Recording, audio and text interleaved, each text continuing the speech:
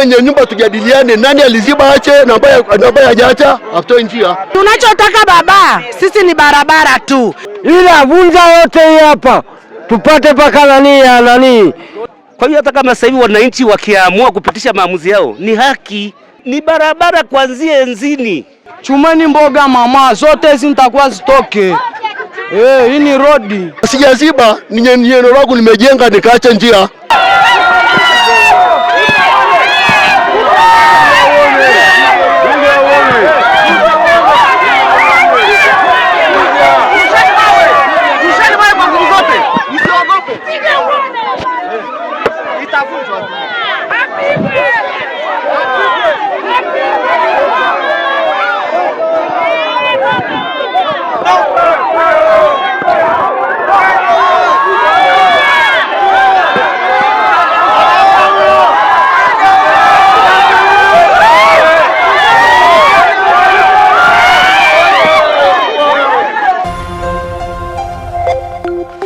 Mtazamaji, jina langu naitwa Alphonse Kusaga, mwandishi wa Wananchi. Leo ni tarehe 27 ya mwezi wa 3 mwaka 2026.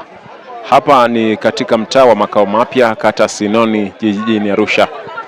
Usiku wa kuamkia leo majira ya saa 11 limejitokeza tukio la moto ambalo limeunguza moja ya nyumba ambayo iko katika mtaa huu. Lakini huduma ya jeshi la zimamoto na uokozi walipigiwa simu ili kufika kwa wakati katika eneo hili, na walifika kweli ingalau kuweza kuzima moto huo. Lakini changamoto ambayo wamekutana nayo ni kwamba gari limeshindwa kufika eneo la tukio kutokana na barabara kukosekana, na imekosekana kwa sababu mtu ambaye ni mzee anayefahamika kwa jina la Mzee Kimati amejenga ukuta katika eneo la kuchomozea barabara ya upande wa lami. Lakini malalamiko haya mara kwa mara wananchi wamelalamikia, na viongozi mbalimbali wa serikali waliwahi kufika hapa kwa ajili ya kuwasilisha malalamiko yao. Lakini hata aliyewahi kuwa waziri wa ardhi Mheshimiwa Lukuvi aliwahi kufika hapa, lakini ukuta huo haukubomolewa. Lakini kipindi pia cha aliyekuwa mkuu wa mkoa wa Arusha hapa Mheshimiwa Kenani alifika hapa na akatoa siku 7 ukuta uvunjwe katika eneo hili la geti, lakini hakuna chochote ambacho kimefanyika. Lakini baada ya kutokea tukio hili, madhara yalikuwa makubwa kutokana na nyumba hiyo kuungua. Wananchi wakaamua wenyewe kuvunja ukuta huo na kufungua eneo la barabara ambalo limezibwa kwa zaidi ya miaka 30. Tumezungumza na Mzee Kimati mwenyewe akieleza kuhusiana na yeye kuziba barabara katika eneo hili. Lakini pamoja na hayo tumezungumza na wananchi mbalimbali wakieleza kwamba ni vema maeneo yote ambayo yanastahili kupita barabara yasizibwe, kwa sababu yanapotokea majanga msaada unakosekana kutokana na huduma kutofika kwa wakati, na kama leo gari hiyo ya zimamoto kushindwa kufika eneo hili la tukio. Na wanaweza kwamba endapo gari hiyo ingefika eneo hili na barabara ingekuwa vizuri, basi moto huo usingeleta madhara zaidi. Tunachotaka baba sisi ni barabara tu, na kilichotokea leo, jirani yetu alikuwa anaunguliwa na moto, wananchi wote waliamka wanapiga ukunga, watu wanalia, lakini baba pale hakuweza kutoka nje. Baada ya wananchi kwenda kuandamana kupiga mawe, akaanza kutoka na kuongea, lakini sisi hatujataka kumuogopa. Tuliendelea kusema sisi tunachotaka ni barabara tu, kwa sababu huo muda watu wanapiga kelele, zimamoto imekuja imepita huko, hamna njia. Ina maana hapa pamekuwa na njia, ingekuwa ni rahisi sana jirani yetu kuokolewa vitu vyake, lakini zimamoto ina kazi ya kuhangaika, huku njia hamna, huku njia hamna. Kwa hiyo tunataka barabara, hicho tu, sina kingine. Niko maeneo ya kata Sokoni 1 Makao Mapya. Ni mara ya kwanza tumeshaleta viongozi wa serikali hapa kwa ajili ya hii barabara ifunguliwe. Hatimaye walikuja mpaka meya wa jiji akasema hii barabara Mzee Kimati afungue. Hatimaye Mzee Kimati akakataa kufungua, na sasa hivi angalia nyumba zilivyobanana hapa. Moto unavyowaka ndani ya nyumba, watu wangeunguliwa hapa wangekufa, kwa sababu hamna barabara mahali faa itakapopita. Na mpaka leo hii swala liko mpaka kwa viongozi wakuu wa serikali wa manispaa. Mpaka leo hatujaona kitu chochote, nyumba kivunjwa, sababu hiyo miaka ni miaka mingi sana. Ni miaka mingi sana ambapo ilitakiwa nyumba ivunjwe, na viongozi wanakuja, kila mtu anakuja, mkuu wa wilaya anakuja, lakini haitekelezwi mpaka leo. Kwa hiyo kwamba leo nyumba hii imeungua usiku. Baada ya kuungua usiku, Wananchi walilalamika, kwa nini nyumba zinaungua alafu hatuoni gari yote nikifanya. Faya imefanya kuzunguka kwenda Sinoni kuja mpaka hapa, mpira kuunganishwa. Na mpaka ingekuwa ni Mirungi yote tungejua tukizuiwa. Lakini hapa hii tunataka hii nyumba iondolewe. Hii nyumba iko katikati ya nyumba zingine. Hii nyumba ni nyumba ya pili kuungua moto. Kuna nyumba ya chini iliungua moto, faya imekuja imeshindwa kuzima. Hii nyumba ya pili faya imekuja imezunguka, imepitia Moyo Safi, barabara imeshindwa kupita sababu kalavati ndogo. Imezunguka pitia njia Sinoni, faya imeshindwa, panatitimia. Soko Mjinga barabara imezibwa, kuna wananchi wamejenga nyumba mpaka barabarani. Hii nyumba tumeanza kuzima moto, kuna magesi yanaruka mpaka juu ya bati, maafa alikuwa makubwa, watu tumehangaika kuzima moto, tumeshindwa. Mwisho wote faya imekuja barabarani, imeanza kuunganisha mipira kutoka barabarani kule Moyo Safi mpaka hapa. Ndio hivyo tunacholia sisi wananchi, tunaomba barabara tu tupate njia ili tukipata maafa tuweze kusaidiwa, kwa sababu tunapata maafa hatuwezi kusaidiwa, sisi tuko katikati. Hilo tu alofunga njia na nguvu kuliko wananchi. Kama inawezekana tungeomba tusaidiwe leo tupate barabara, kwa sababu tukio leo tokea leo ni lizito sana. Kwanza mheshimiwa, tuje kwenye tukio halisi kwanza, tupeane kwanza pole kwa maafa yaliyotokea. Mimi sijafunga barabara, ni eneo langu nimejenga, bali mimi ndiye niliyefungiwa toka mwaka wa 90. Swala hili lishalipeleka serikalini najulikana, na alafu akaja tena mwingine tena akafunga. Sawa bwana. Sasa kama eneo ambalo wakati nikijenga kaliacha wazi lingefaa kutumika, sasa waliojenga wana nguvu, hawasubutu kuulizwa ndio mbuni watu. Kwa hiyo mheshimiwa, hapo ilikuwa inapita, ilikuwa hapo zamani, ilikuwa sasa. Sio mimi mheshimiwa, sio mimi, jirani zangu, nyumba ni yangu. Sijaziba, ni eneo langu nimejenga nikaacha njia. Sijaziba, sikuziba.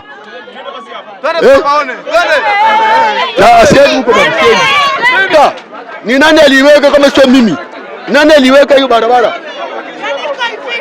Sijaambiwa. Nani aliweka mimi eneo langu eni? Hii barabara hii hapa, hii maneno ya kienyeji. Sawa bana, wakati nikija mimi niliplani barabara ikawepo. Na ilikuwa inaishia hapo. Sasa wao ni watu wageni hawajui, uliza wenyeji wa siku nyingi.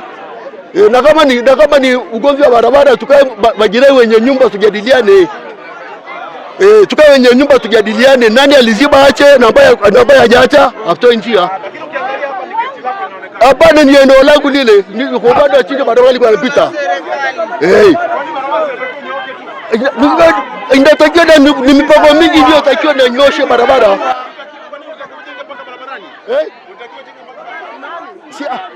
Sikuelewa kelele watu. Mimi naitwa Michael Kivuyo, diwani mstaafu wa kata ya Sinoni.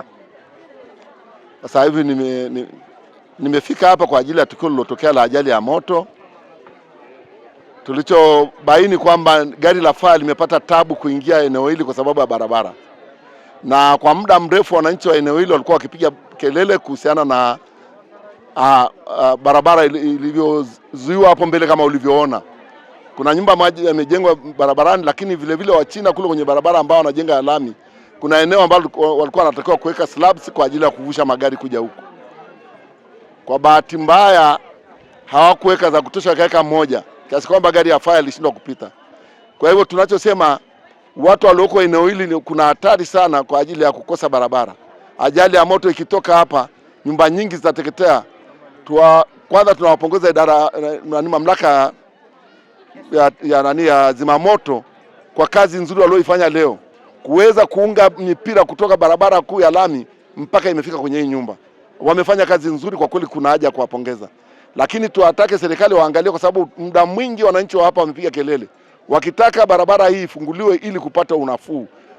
Sasa tumekuwa tunafuatilia, viongozi wengi wamepita, mkuu wa wilaya, kila mkuu wa wilaya na mkuu wa mkoa akiwa John Mongela alishawahi kufika, lakini vile vile Jerry Silaa alishafika, tukamuonyesha kwamba jinsi gani wanaweza kumwagiza kamishna wa ardhi ili aweze kutusaidia kufungua hii barabara.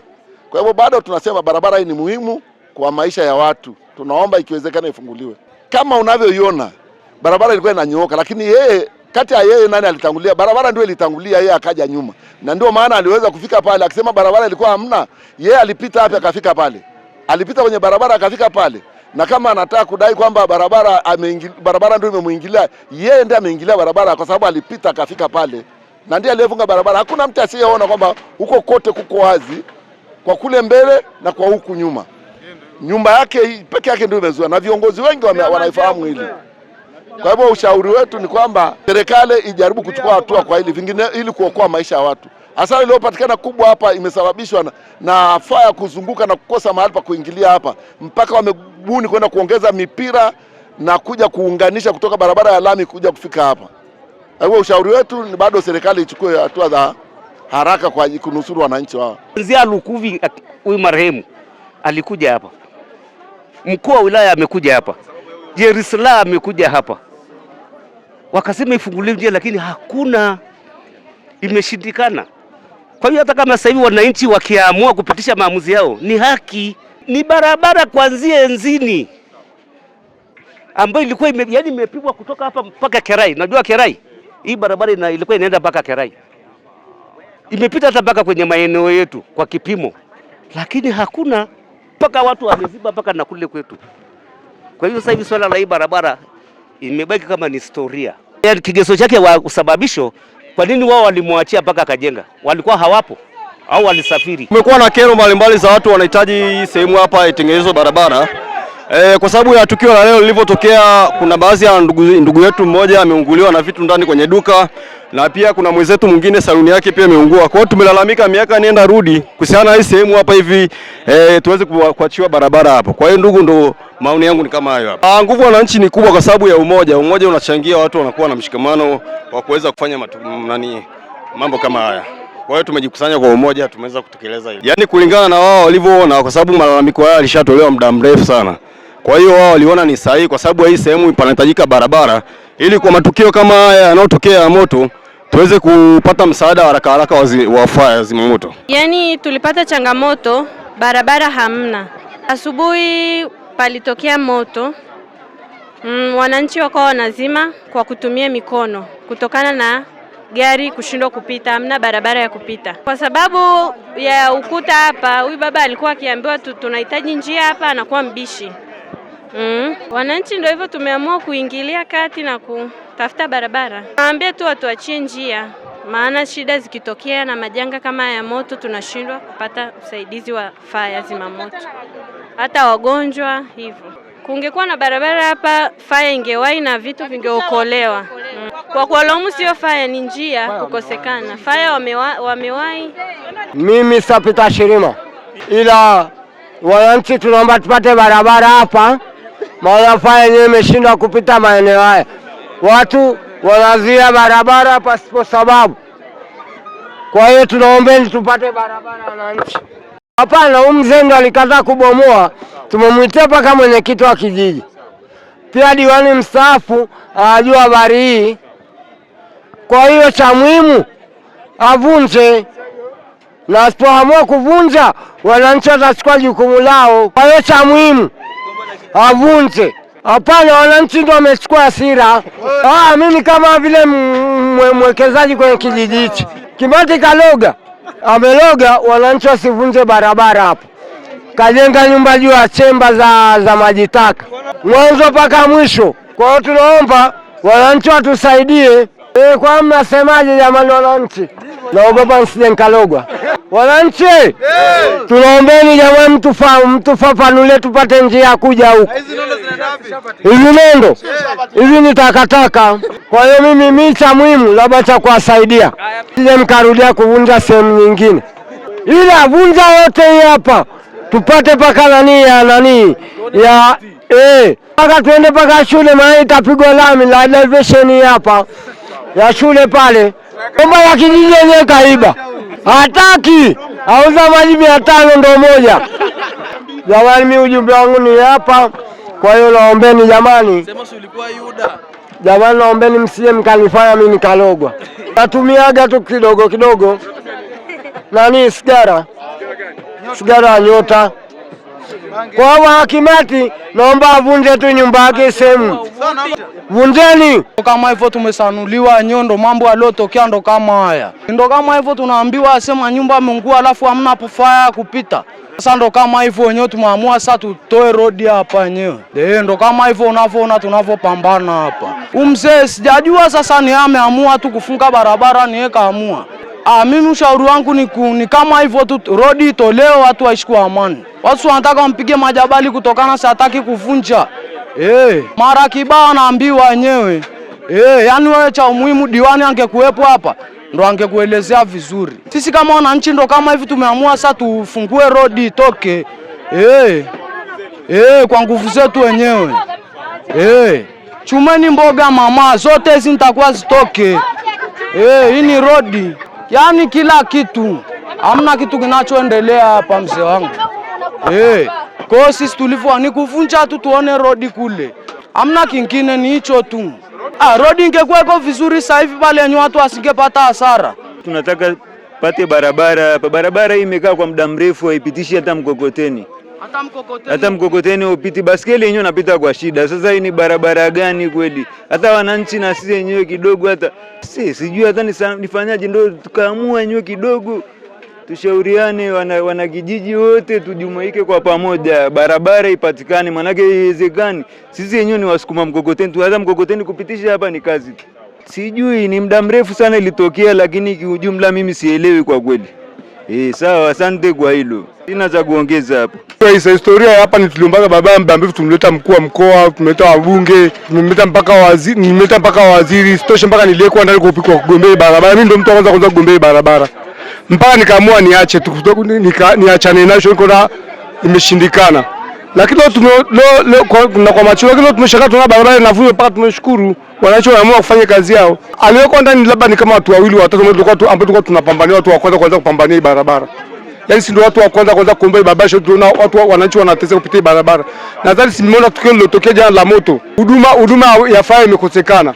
Mama anaenda kujifungua barabarani, unakuta kule kanisani kuna sherehe, magari yamejaa. Unakuta mama anajifungulia mpaka barabarani. Angalau hapa kuna hii ni junction ya barabara.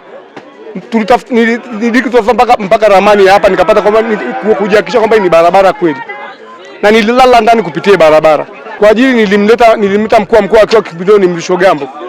Akasema akanifungulia kesi ya uchochezi. Mimi nasema leo nimewapongeza watu wananchi kwa kuwa leo wameamua kutokana na diki walikuwa nakipigania. Leo kimefikia. Mungu amebariki. Kwanza naitwa Juma Bakari Mkoba, ni mkazi wa mitaa hii ya Soko Mjinga.